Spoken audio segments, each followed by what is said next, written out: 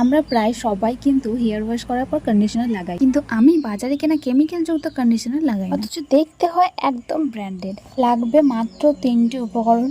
ঘন্টা চালটা ভিজিয়ে রেখে মিক্সিতে 4 চামচ চাল ভেজানো জল, 6 চামচ অ্যালোভেরা জেল, আমি এখানে মামা আর্থের অ্যালোভেরা জেল ইউজ করেছি, তোমরা যে কোনো অ্যালোভেরা জেল দিতে পারো, আর 1 চামচ যে কোনো নারকেল তেল। সবকিছু দিয়ে মিক্সিতে মিক্স করলে রেডি DIY কন্ডিশনার। শ্যাম্পু করার পর আধ ভেজা চুলে স্ক্যাল্প টু লেন্থ ভালো করে অ্যাপ্লাই করে 5 মিনিট রেখে এটাকে ওয়াশ করে দেবো।